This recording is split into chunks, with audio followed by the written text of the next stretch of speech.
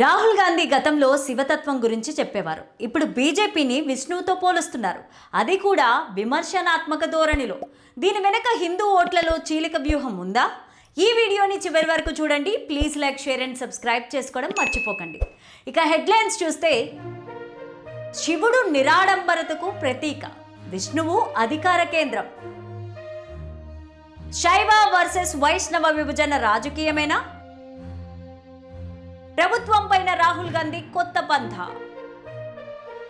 లలిత clinics ఇప్పుడు హైదరాబాద్ లో. హనుమకొండ జిల్లాలో లక్షలాది మంది ప్రాణాలు కాపాడిన డాక్టర్ రాజేశ్వర ప్రసాద్ ఇప్పుడు మన కోసం అల్కాపూర్ టౌన్షిప్ మణికొండలో. అపాయింట్మెంట్ కోసం ఈ కింది నెంబర్లకి కాల్ చేయండి.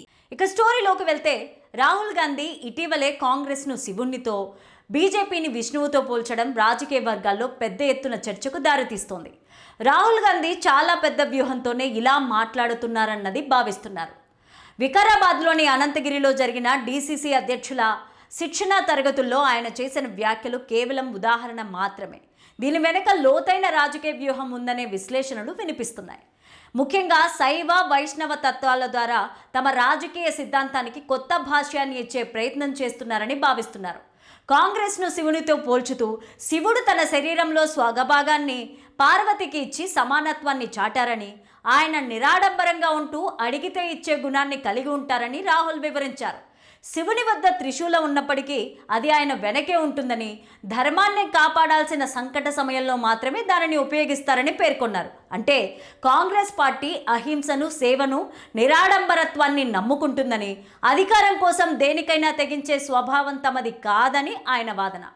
మరోవైపు బీజేపీని విష్ణువుతో పోల్చి రాహుల్ ఆ పార్టీ వైఖరిని ఆడంబరం, అధికారదాహంగా అభివర్ణించారు. విష్ణుమూర్తి చక్రవర్తిలాగా సకల అధికారాలతో కూడిన రూపంలో ఉంటారని, అలాగే బీజేపీ కూడా నిరంతరం అధికారంపైనే దృష్టి పెడుతుందని, దానికోసం విభజన రాజకీయాలకు పాల్పడుతుందని ఆరోపించారు.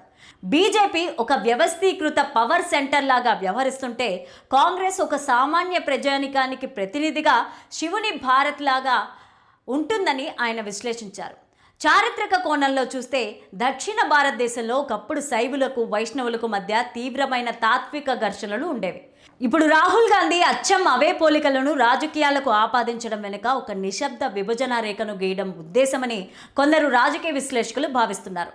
హిందువుల్లో బీజేపీకి ఉన్న ప్రభావాన్ని ఎదుర్కొనడానికి శైవతత్వాన్ని ప్రత్యామ్నాయంగా చూపడం ద్వారా హిందూ ఓటర్లలో చీలిక తెచ్చేదని రాహుల్ ప్లాన్ చేస్తున్నాడని భావిస్తున్నారు. గతంలో పార్లమెంట్లో శివుని ఫోటోను చూపించి అభయం ముద్ర గురించి మాట్లాడిన రాహుల్ ఇప్పుడు విష్ణువును కూడా ఆ సమీకరణలోకి తెచ్చాడు. దీని ద్వారా బీజేపీకి అధికార కేంద్రంగా ముద్ర వేయడం, తనను తాను నిరాడంబరతకు సేవాపరుడిగా చూపించుకోవడం ఆయన ప్రధాన వ్యూహం. రాహుల్ గాంధీ వ్యక్తిగతంగా శివభక్తుడిగా తనను తాను ప్రకటించుకున్నప్పటికీ, రాజకీయం కోసం దేవతలను ఇలా రెండు పార్టీలుగా విడదీయడం పైన బీజేపీ మండిపడుతోంది. హిందూ మతాన్ని అవమానించడమే కాకుండా ప్రజల మధ్య విభేదాలు సృష్టించేందుకు రాహుల్ గాంధీ ప్రయత్నిస్తున్నారని కమలం పార్టీ నేతలు విమర్శిస్తున్నారు. మొత్తానికి రాహుల్ గాంధీ ఈ వ్యాఖ్యల ద్వారా జాతీయ స్థాయిలో బీజేపీకి ఉన్న హిందుత్వ ముద్రను శైవ వైష్ణవ వాదంలో ఢీకొట్టాలని చూస్తున్నారు. కానీ ఎంత మేర ప్రజల్లో చర్చకు కారణమవుతుందో చెప్పడం కష్టం. మరి మీరేమనుకుంటున్నారు? రాహుల్ గాంధీ వ్యాఖ్యలు మీకెలా అనిపించాయి? కామెంట్ సెక్షన్లో తెలియచేయండి.